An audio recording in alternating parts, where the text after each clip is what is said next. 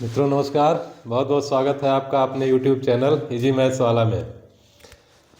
मित्रों कुछ लोग मिलते हैं जो वर्किंग टीचर्स हैं, बातचीत होती है तो ये होता है कुछ बहुत भ्रम की स्थिति बनी हुई है और कुछ लोग तो अभी भी कंफ्यूज हैं कि वो फॉर्म फिलअप कर सकते हैं कि नहीं। सीटेट का फॉर्म कंफर्म कर दें कि आप सब लोग फिलअप कर सकते हैं, चाहे आप बीपीएड हैं चाहे बीएड हैं या जो भी एलिजिबिलिटी आपके पास है आप उसको लेके फॉर्म फिलअप करिए। अगर आप प्राइमरी के अध्यापक हैं तो आप प्राइमरी का पेपर 1 भरिए ही भरिए, और अगर आप कर सकते हैं तो पेपर 2 के लिए भी भरिए, अदरवाइज पेपर 1 के लिए अप्लाई करिए। अगर आप जूनियर में हैं तो पेपर 2 जरूर करिए, और अगर कर सकते हैं तो पेपर 1 भी करिए, ठीक है ना। अप्लाई करिए, एग्ज़ाम दीजिए। और बात रही तैयारी की, तो तैयारी के लिए भी लोग कंफ्यूज हैं कि सीटेट जो है थोड़ा सा लोगों को टफ लग रहा है। लेकिन एक बात बहुत क्लियर करना चाहता हूँ कि जो लोग वर्किंग टीचर्स हैं, जिनके पास 10, 15, 20 साल का अनुभव है, उनके लिए बहुत ज़्यादा आसान है। ये आसान क्यों है? क्योंकि वो उसी माहौल में बच्चों को टीचिंग दे रहे हैं, पठन पाठन हो रहा है। जिस परिवेश से, जिस माहौल से जैसे क्वेश्चन पूछा जाता है सीटेट में, हम लोग बिल्कुल उसी माहौल में बच्चों की टीचिंग कर रहे हैं। और बच्चों की समझ को हम लोग समझते हैं, बच्चे किस तरीके से सोचते हैं, बच्चे किस तरीके का आंसर देते हैं, क्लास में गलतियां क्या क्या करते हैं और उन गलतियों को सुधार करने के तरीके क्या क्या हैं, ठीक है ना। तो ये सारी चीज़ें जो होती हैं क्लासरूम में, जो भी होती हैं स्कूल्स में, जो भी होती हैं, वो सारे कहीं न कहीं क्वेश्चन में समाहित होते हैं सीटेट में। तो इस वजह से ये थोड़ा सा अनुभवी टीचर्स के लिए आसान हो जाता है। और बात रही मेरी, तो मैंने 2 बार क्वालिफाई किया। एक बार तो 2015 में क्वालिफाई किया था, जिसके बेसिस पे हमारी नियुक्ति हुई। प्राथमिक स्तर का मैंने क्वालिफाई किया, और एक बार दिसंबर 2019 में क्वालिफाई किया। तो ये दोनों बार मैंने सीटेट क्वालिफाई किया है। और मेरा अपना अनुभव जो कहता है, अगर आप सेलेक्टेड पढ़ना चाह रहे हैं तो मैं मैथ की अगर बात करूं तो मैथ में तो पहली बात है कि आप जो है previous year question paper solve कर लीजिए। मैथ में previous year question paper solve कर लीजिए 2011 से लेके 2024 तक। जब हम लोगों ने पेपर दिया था तो बेशक पेपर थोड़ा इजी आता था, लेकिन उस समय हम लोगों के पास ज़्यादा मैटर नहीं था। निगेटिव पॉइंट ये था, उस समय ज़्यादा मैटर नहीं था। हमने 2015 में जब क्वालिफाई किया तो उस समय 2011, 12, 13, 14 4 साल का पेपर था। 4 साल का पेपर मैंने पढ़ा था। धनखड़ पब्लिकेशन की एक बुक आती थी, उसको मैंने पढ़ा था और उसी से मैंने क्वालिफाई कर लिया। तो अगर हम 4 साल का पेपर पढ़ के क्वालिफाई कर सकते हैं तो आपके पास मैटर कहाँ से कहाँ तक का है? 2011 से 2024 तक का मैटर है। और आप यहाँ से पढ़ के काफ़ी अच्छी समझ अपनी विकसित कर सकते हैं, और आप क्वालिफाई सिर्फ यहीं से कर सकते हैं। प्रीवियस ईयर क्वेश्चन पेपर आप सॉल्व करिए और यहीं से आप मैथ क्वालिफाई कर सकते हैं। और बात मैथ ही की नहीं, सारे सब्जेक्ट आप इसमें से अगर 2011 से 2024 तक का पेपर आप सॉल्व कर ले रहे हैं, सीरियसली समझ के सॉल्व कर ले रहे हैं, तो आप क्वालिफाई कर ले जाएंगे। बात रही कुछ चुनिंदा टॉपिक्स अगर पढ़ना भी चाह रहे हैं तो उसको पढ़ लीजिए, बिल्कुल पढ़ लीजिए। इस प्रीवियस ईयर पेपर के साथ साथ कुछ चुनिंदा टॉपिक्स हैं, कुछ सिलेक्टेड टॉपिक्स हैं, उसको पढ़ लीजिए। सबसे पहले तो एनईपी 2020 के बारे में पढ़ लीजिए, देख लीजिए, ठीक है ना। एनसीएफ 2005 के बारे में देख लीजिए, यहाँ से क्वेश्चन काफ़ी कुछ पूछा जाता है। तीसरी चीज़ जो होती है वो understanding child thinking and learning pattern, जो अभी हम बात कर रहे थे कि बच्चा किस तरीके के पैटर्न से सीखता है, उनकी थिंकिंग स्टाइल क्या है, बच्चा गलतियां क्या करता है और गलतियों को फिर टीचर सुधार कैसे कर सकता है ना। तो ये चीज़ बहुत इंपॉर्टेंट होती है, यहाँ से काफ़ी क्वेश्चन बनता है।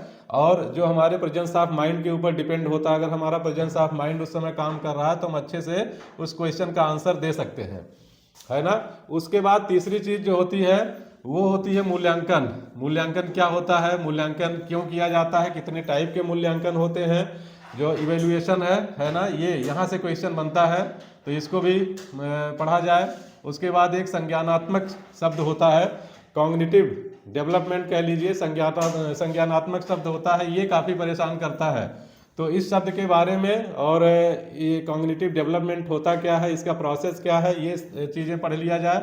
ये मैं सिलेक्टेड बता रहा हूँ, सिलेक्टेड अगर पढ़ के क्वालिफाई करना है तब। फिर उसके बाद आता है गणित शिक्षण। गणित शिक्षण में जो मैथमेटिकल टीचिंग्स मेथड हैं, उसमें चाहे आपका जो है संश्लेषण हो गया, विश्लेषण मेथड हो गया, आगमन हो गया, निगमन हो गया, या प्रयोगशाला विधि हो गई, प्रोजेक्ट मेथड हो गया, ये चीज़ें 4-6 इसमें मेथड हैं जो इम्पोर्टेंट हैं और मैंने कुछ वीडियो भी बना रखा है इसके बारे में। फिर अगला है वैन हिले थ्योरी जो है, वैन हिले सिद्धांत, ये भी मैंने वीडियो बनाया है। इसके बारे में भी आप वीडियो देख लीजिए, पढ़ लीजिए, कहीं से भी इसको पढ़िए। जॉन पियाजे के बारे में सब लोग जान रहे हैं, इनको भी पढ़ लीजिएगा। संकल्पना मानचित्र, कंसेप्ट मैपिंग है, ये भी पढ़ लीजिए थोड़ा सा। तो हमें लगता है कि बहुत आसानी से मैथ तो क्वालिफाई हो ही जाएगा। मैथ की मैं गारंटी ले रहा हूं, अगर आप 2011 से 2024 तक का previous year question paper solve कर लिए, समझ के सॉल्व कर लिए, तो आपको कोई नहीं रोक सकता। प्लस NEP 2020, NCF 2005 और ये जो पोर्शन मैंने कहा, ये चीज़ हो गई, मूल्यांकन हो गया, है ना। उसके बाद संज्ञानात्मक कॉग्निटिव डेवलपमेंट हो गया, बच्चों का कॉग्निटिव डेवलपमेंट कैसे होता है। तो ये चीज़ें अगर पढ़ लिए आप, तो आपको फिर कोई रोक नहीं सकता कि आप क्वालिफाई ना हो पाए। और बात अगर करें अदर सब्जेक्ट की, तो अदर सब्जेक्ट के लिए तो सिर्फ यही काफ़ी है, यही काफ़ी है। यही आप previous year question paper solve कर लीजिए 2011 से 2024 तक, तो आपको आइडिया लग जाएगा कि पेपर का पैटर्न क्या, क्वेश्चन का पैटर्न क्या होता है, और फिर आप किस पैटर्न से आंसर दे रहे हैं। आपको अपना पैटर्न समझ में आ जाएगा, आपको आंसर देने का तरीका समझ में आ जाएगा, और आप सही जो उपयुक्त आंसर होगा उसको आप सेलेक्ट कर लेंगे।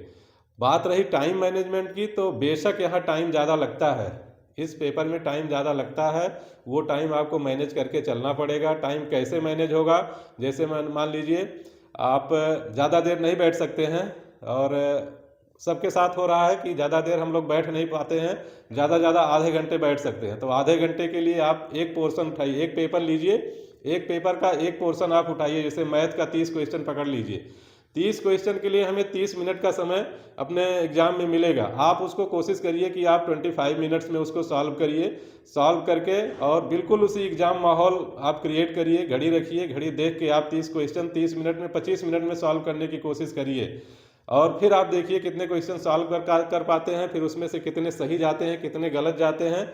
और इसी तरीके से अगर आप 2011 से 2024 तक कर लिए, तो मेरी गारंटी है कि आप क्वालिफाई कर ले जाएंगे, और आप वो कर सकते हैं, क्वालिफाई कर ले जाएंगे। सारे सब्जेक्ट में ऐसे ही आप थोड़ा सा हाथ साफ करना है, थोड़ा सा हमको प्रैक्टिस करने की ज़रूरत है, थोड़ा सा कॉन्फिडेंस लाना है, टाइम मैनेज करना है ना।